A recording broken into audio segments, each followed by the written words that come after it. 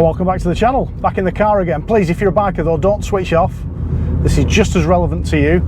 This is the first in a 5-part series where I'm going to really get under the skin of the system of car control and the system of bike control. They're essentially the same thing. They're the same phases. So whether I'm in the car or on the bike, it's just as relevant, especially in this first video. So please, if you're a biker, stick with it. It's also a bit more of a civilized environment. I get better sound quality in the car. So if you've seen some of my more recent videos, you'll know that I'm looking at all the detail of different aspects of driving and advanced driving. And in this video, on the following 4 videos, I'm going to look at something that's absolutely central. It's the foundation of advanced driving, and that's the system of car control and the system of bike control. So let's just briefly describe what a system is before I get into the detail of the first phase. But system is, it's been variously described over the years in roadcraft. An older description from the sort of pre-92, 93 roadcraft was, it's a system or drill. And this sort of reflects the fact that back in those days, police driver training was a bit more military in style. It was a bit more do this, do that, rather than getting you to be a thinking driver. It was telling you what to do.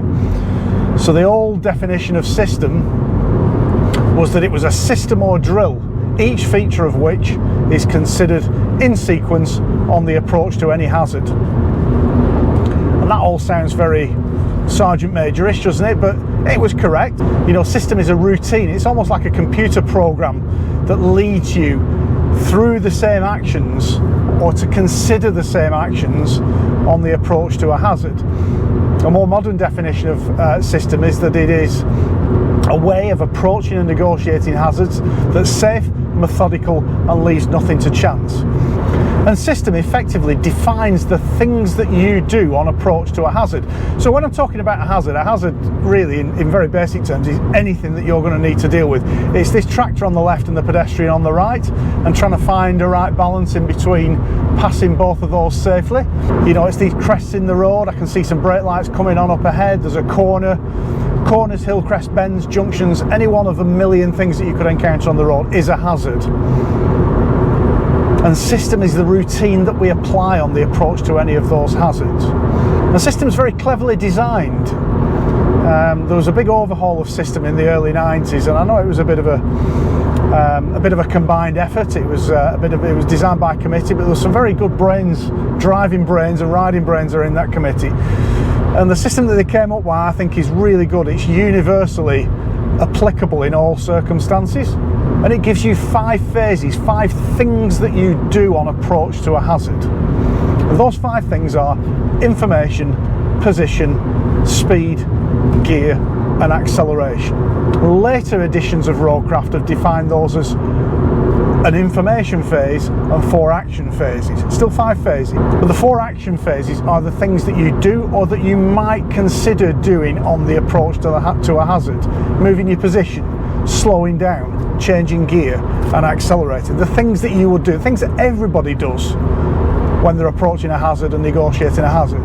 But the first phase, and probably the most important phase of all of them, is the one I'm going to talk about in this video, and that's the information phase. Now, whoever came up with that single word information, credit to you, because it encompasses a whole range of different things that we are doing. And the first little acronym I want you to get into your head, apart from IPSGA, we all know the acronym IPSGA, information, position, speed, gear, and accelerate. But the next acronym I want you to get into your head when it comes to the information phase is TUG, T-U-G. Because that's what we do with information. We give it a tug, we take, we use, and we give. Considering a horn warning there for that lorry driver, but he stopped. Now, if you look at the schematic of system, the 5 phases, I'll put it back on the screen. You'll see that the information phase overlaps all the other phases. And that's because you never stop taking, using, and giving information. We don't take, use, and give information on approach to a hazard and then close our eyes and stop doing that. We carry on doing it all the way through the system. And system also recognises that information changes. So you could get halfway through a systematic approach to a hazard and information might change, and you might need to go back to the brakes. I'll cover that a little bit later on. But let's look at those three elements of what we do with information to start with. First of all, we take information in. So what does it mean? How do we take information in? It's a bit like you know, a computer. It's input. We can only make decisions, we can only make plans, and planning is very important. I'll come to that in a bit. But we can only make decisions and plans based on the information that's available to us, based on the input that we've received.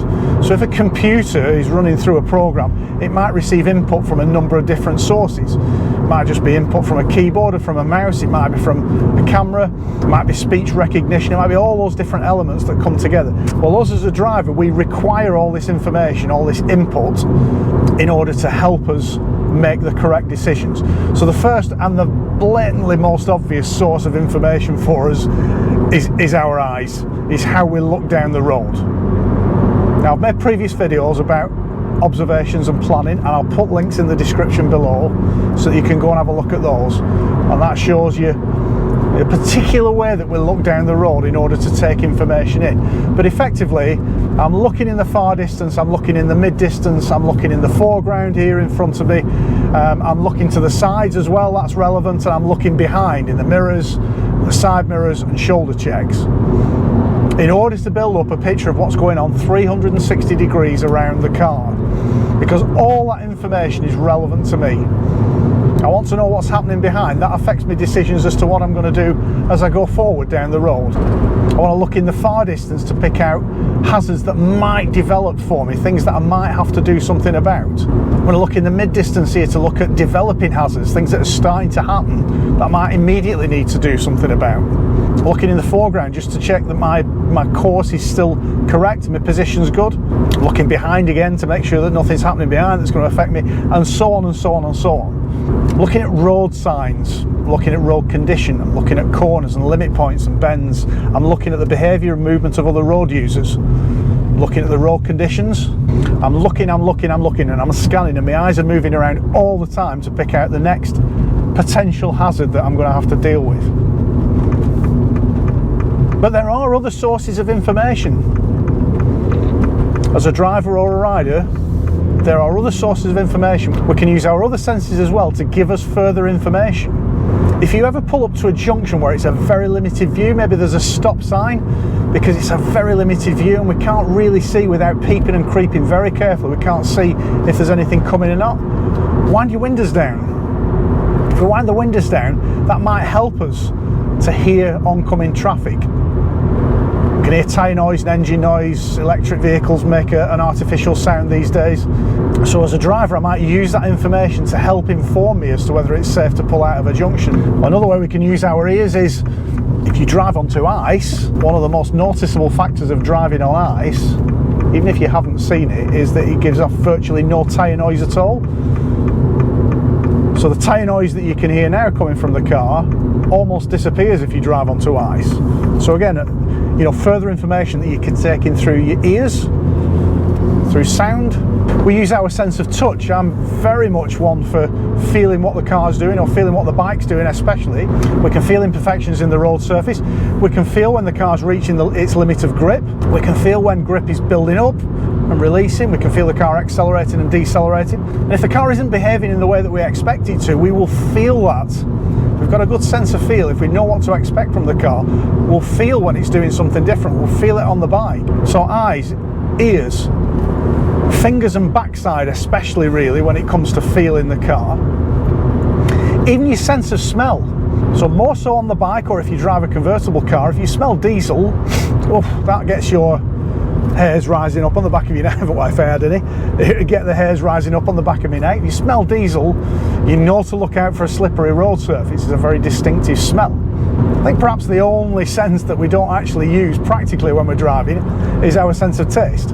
Although I did see a gold-wrapped Range Rover the other day, so maybe, you know, maybe somebody's sense of taste isn't in touch with the rest of us. So those are the ways that we take information in. That's the T from the tug. We take information in all the time, primarily with our eyes. Let's be honest, 99% of this stuff we take in with our eyes. This 30 changing speed limit to a 30, and a sign warning us of a junction to the right, and there's a horse and carriage coming towards us. We are in Cumbria. They're a bit They're a bit behind the times around here, but there you go. 4 horses drawing a cart. We take all that information in, the tractor approaching the junction, the finger post sign off to the left, the route board showing that there's a bend to the right and a junction to the left. Well, that was a nice pull out by the tractor with a double trailer on. But what about the U? The U moves us on from taking that information in, and it moves us on to using it. So how do we use the information that we've gathered? Well, I always say, you know, remember I'm an examiner, I'm an advanced examiner for the IAM on both cars and bikes. One of the most important things, or the most important thing, let's be clear, that I'm looking for from a driver or a rider on advanced bike or car test is an ability to make driving or riding plans.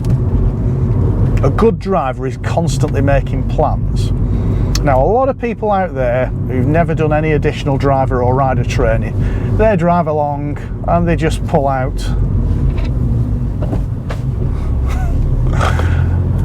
They don't look any further than the end of the nose. What a perfect example that was. They don't look any further than the end of the nose. They look a few feet in front of the car. They follow the tail lights of the car in front.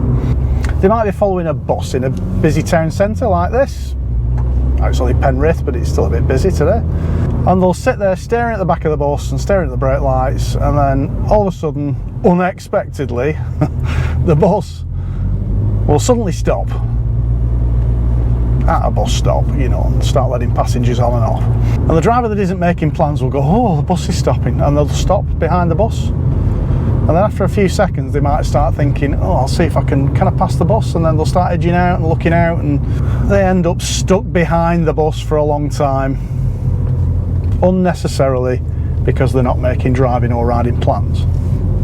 The driver who's making plans will look further down the road. They'll drop back from the bus, give themselves a better view. They might see somebody waiting at the bus stop, and then the plan starts to form. There's the information, they've taken the information in, they've used that information, realised, well, that means the bus is going to stop, and then they've formed a plan as to how they're going to deal with it. They'll drop back from the bus, look further down the road, see if there's room to pass the bus as it comes to a stop. Think about the people getting off the bus. Is anybody going to cross in front of it? All these plans are forming from the information that you've taken. We've used it to formulate a plan. So that's the second phase. We take information, we then use it to make a plan as to how we're going to deal with the hazard. And the third part of that acronym, TUG, the G, stands for give information out. So that means that we want to consider whether or not to give a signal.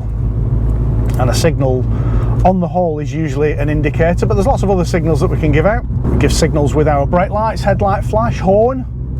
We give hand signals.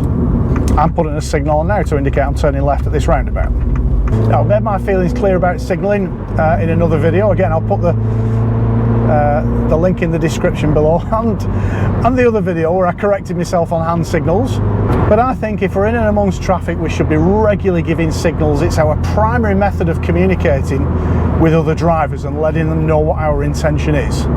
So we give information out. The third element is giving information out. But again, remember, this information phase runs throughout the system. So whenever you're considering changing your position, your speed, your gear, or even at the acceleration phase, right at the end, we're still taking, using and giving information out. In fact, I would argue that rather than having a separate information phase for every hazard that you're dealing with, so we've got an information phase for this left-hander that I'm in now, an information phase for this right-hander, and then an information phase for the next corner that's coming up, and the speed limit that's approaching, and the buildings on the right, the possibility of a junction on the right, the hill crest, the throwing arrows, the junctions, all associated through this little village. Instead of having a separate information phase for that, the only change I would make to system if I was in charge was I'd just have one long information phase. We are constantly taking on information, using it to make plans, giving information out with signals. In fact, if we're about to go on a journey in the car, we're taking information in before we get anywhere near the car or on the bike. We look out the window at the weather, we might look at the weather forecast, we might look at information online about, you know, traffic and routes and things like that. This is all information that we're taking in. If we walk out to the car in the morning, we have to scrape ice off the windscreen. There's a good bit of information there that suggests the roads might be a bit slippery than usual. I know this all sounds really obvious, and it is, but I think we're all guilty of ignoring this stuff and not seeing the relevance of what's around us on a daily basis. So having an information phase reminds us that this stuff is relevant, and in my view it's one long information phase. Before we even get in the car, we're taking information in, we're taking and using and giving that information right to the point where we get out of the car and walk to the final part of our destination. I mentioned early on that information changes, and it does. On approach to this right-hander now, I can't see what's beyond the corner. There could be parked cars, there might not be. The cyclist actually with a van following it. All of a sudden I was faced with further information. Now we've got parked cars, but I've got a gap and I can move out and pass them. So I'm constantly re-evaluating the information. And in terms of the action phases of the system, when we get into those in future videos, if information changes halfway through, then you've got to change your plan. You've got to change your plan. What are you going to do? You approach a roundabout, you look into the right, you can't see any vehicles, so you slow down to an appropriate speed for the roundabout, you get your gear, you think there's a gap, you're just about to accelerate onto the roundabout, and a car comes into view. What are we going to do? Stick with our original plan because that's system? No, we're not. We're going to revert to an earlier phase in the system because information has changed. See, a lot of people on test beating themselves up because they planned it out nicely, they've got themselves just on the verge of entering the roundabout, and then they've had to go back to the brakes. Don't beat yourself up, that's the right thing to do. I don't want you to pull out in front of the car. I want you to revert to an early phase in the system, the speed phase, and slow down. Your first choice on approach to a hazard may be that I'm not going to put a signal on. There's nobody around, can't see that there will be anybody who will benefit from a signal. But then as you get closer to the hazard, you might change your mind. So you don't have to put the signal on right at the start of your application of system for a hazard. Put it on halfway through if you want. So just for a few minutes, let's take, use and give information as we go along this road, and let me share my observations with you. There's a road sign here for double bends, first one to the left. The car that I'm following is doing just under 30 miles an hour in a national speed limit road. It's got the dog hanging out. He's not in any rush, but he's consistent. So if an opportunity to overtake comes up, it should be relatively easy to get past this car. I've got a junction on the right, so I'm thinking about the possibility of vehicles coming up to that junction. I've got easy view railings or Cheshire railings here on the left and some cyclists. Whenever I see cyclists, the observation link for me, using that information, I'm thinking about the car that's coming up that might do a bad overtake on them. Now we've got a view, we can get into the overtake. So looking up ahead, see the road bending round to the right, we've got hazard lines all the way around. That's the information that I'm taking in. In the distance, the road bends round to the right, and I've now got a full view into this dip. And I'm scanning off left and right, I'm looking into the fields, I'm looking into potential junctions, and I'm checking the mirrors. Don't forget, this is a really, really important part of the information phase, knowing what's going on behind. Because it helps us it helps give us information that we can use in formulating our plan. The junction to the left, and up ahead I can see the road sort of dipping away and bending slightly off to the left. Still national speed limit. And I've got a few buildings coming up. Whenever you see buildings, take that information in, use it as an observation link, because there might, you know, I always associate buildings with the movements of vehicle, the movements of people. Anything could be happening around there. That's been a change in speed limit down to a 40.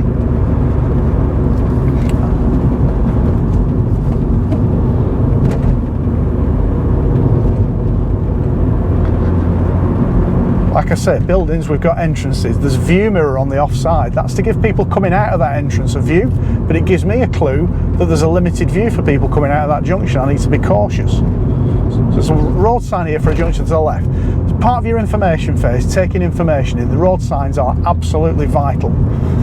And as experienced drivers, the more experience we get, the more that road signs blend into the background. We stop seeing them, so not really stop seeing them, but we stop paying attention to them. They just become part of the other road furniture, but they're really important. Look at the signage on the approach to this roundabout. There's a warning sign for a roundabout, and a sign for a mini roundabout, and a give way in 40 yards. I'm going to put a signal on just in case anybody's approaching this roundabout.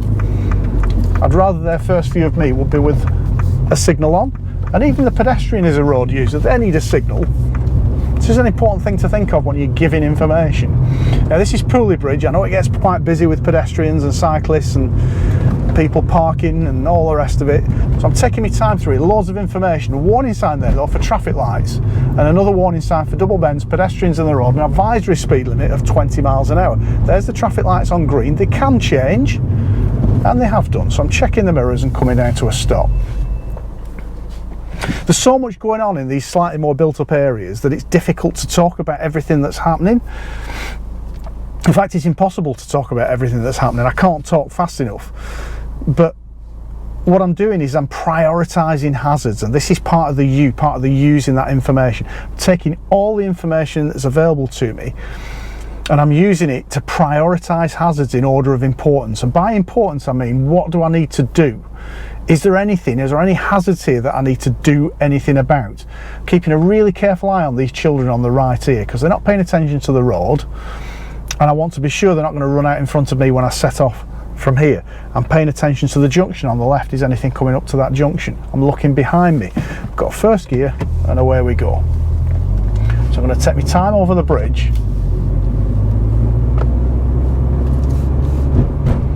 And let's start prioritising those hazards. We used to talk about actual and potential hazards, which is quite a good description. Those terms don't seem to be used in roadcraft anymore.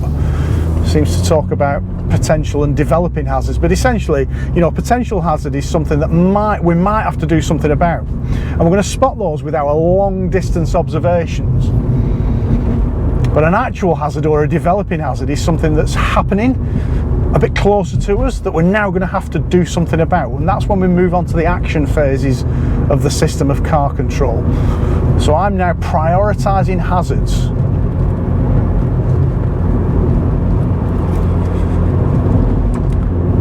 So the road's bending round to the right, and I've got a junction coming up on the right, so I'm looking for any vehicles emerging from that junction. Is that grey vehicle waiting? Yes, he is. But if they were pulling out, I'd be very careful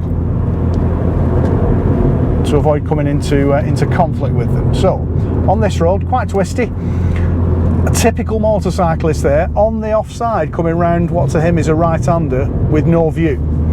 So again, when I see a corner like that, like this, I use my imagination as well. Remember, when we're making driving plans, it's not just what you can see that matters. It's what you can't see and what you can reasonably expect to happen.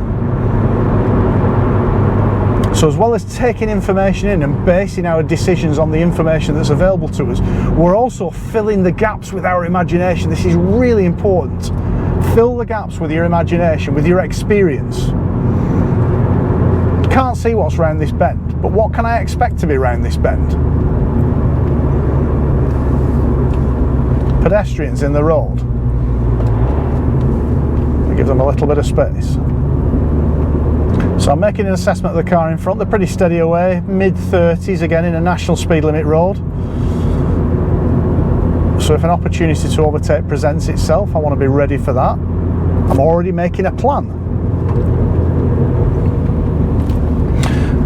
On the other hand, I'm not seeing any brakes from this driver in front, so they might know this road really well. They might be a local.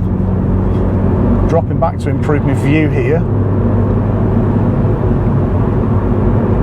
A bit of local knowledge. There is usually an opportunity sometimes going down this hill. Keep a near side view. Not today. When it's tourist season in the Lake District, that's a little bit of background information that's relevant to me. More traffic on the roads, more people not paying attention, admiring the views because it's lovely up here. People turning into and out of caravan parks and tourist destinations and things like that. So I'm factoring that into my plans as well. So I think that's pretty much covered everything in the information phase. We take, use and give.